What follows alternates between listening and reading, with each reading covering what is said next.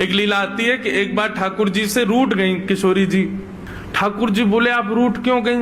बोले ये नीली नीली मणि आप जो पहन करके आए हो, इसमें एक गोपी का चित्र दिखाई दे रहा है मुझको। ये कौन है? हमसे हूँ रूप गुण सुंदर, ये तो हमसे भी ज्यादा सुंदर है। इसके नेत्र तो देखो कितने प्यारे नेत्र हैं इसके। ठाकुर जी की मणि देख करके श्री जी कह रही हैं, इसकी मुस्कान तो देखो, पता नहीं कहां से तुम्हारे चक्कर में पड़ गई काले कलूटे, ये देखो कितनी प्यारी है। कौन है ये? इसके बारे में मुझे बताओ। मान करके रूठ करके बैठ गई। इतने में ललिता जी आई, किशोरी जी की सखी। ठाकुर जी से बोली, कहा भयो आज श्री जी नाराज क्यों हैं?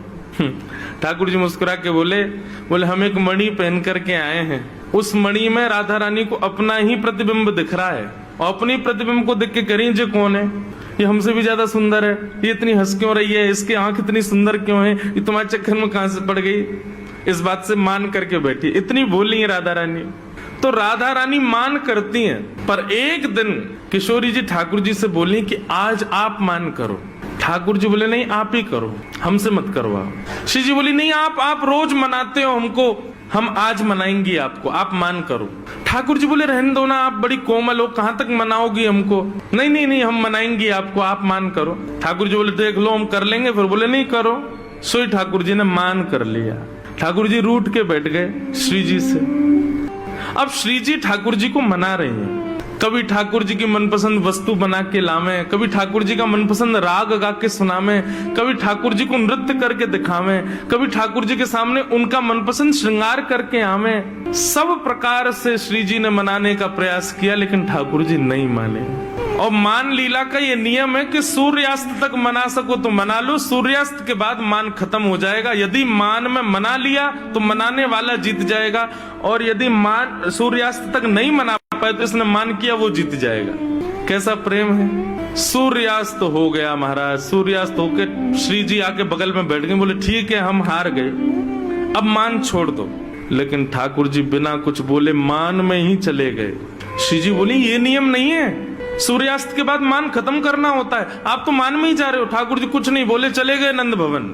श्री जी को रात भर नींद नहीं आई। बोले कि ऐसा कैसा मान किया कि रात में बात भी नहीं करके गए। दूसरे दिन फिर ठाकुर जी गौचारण के लिए आए। श्री जी आई, ठाकुर जी अभी भी मान में ही बैठे थे। श्री जी बोली देखो ये बहुत ज्यादा हो रहा है, आप कल से मान करके बैठो, रात में बात भी नहीं करके गए और अभी भी मान कर रहे हो। फिर श्री जी मनाने लगी, ठाकुर जी फिर नहीं माने, और रात में फिर बिना बात किए चले गए। 2 दिन हो गए, अब तो श्री जी से सहन नहीं हुआ, इतनी व्याकुल हो गई श्री जी।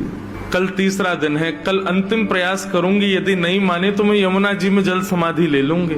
और तीसरे दिन श्री जी मनाने लगी, ठाकुर जी फिर नहीं माने। सो श्री जी उठ करके यमुना जी के तट पर चली गई। जैसे ही श्री जी के नेत्रों का अश्रुबिंद आकर के यमुना जी के जल में एक बूंद गिरा, यमुना जी का संपूर्ण जल लाल पड़ गया। यमुना जी प्रकट हो गई। हे श्यामाजू, आपको किसने विरह दिया?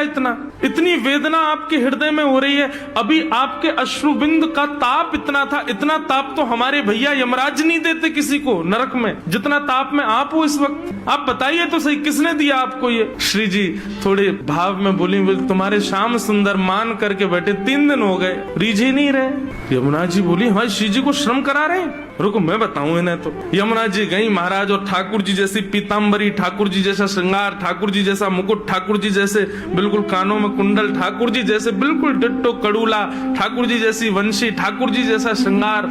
और श्रृंगार करके जैसे ही यमुना जी आई, श्री जी देख कर अरे श्याम सुंदर आप मान गए? यमुना जी बोली हम श्याम सुंदर नहीं है, हम यमुना जी हैं। अरे आप तो बिल्कुल श्याम सुंदर जैसी लग रही हो, आपकी महक भी बिल्कुल श्याम सुंदर, बोली भी श्याम सुंदर, चाल ढाल सब श्याम सुंदर। बोले यार श्याम सुंदर ने अपने रूप पे, अपनी वाणी पे, अपने कटाक्ष नेत्रन से पूरी गोपीन को कष्ट दे रखो, या श्याम सुंदर को यही के रूप से कष्ट दूंगी मैं। आप यहीं बैठी रही हो राधा रानी, मैं अभी जाऊं। और यमुना जी श्याम सुंदर को रूप धारण करके बिल्कुल वैसी बाकी चाल, वैसी अदा, वैसे ही सब, जैसे ठाकुर जी चलते हैं, जैसे ठाकुर जी बैठते हैं, बिल्कुल वही अदा श्री यमुना जी जा रही हैं। ठाकुर जी मान करके बैठे हैं, सोई बगल से यमुना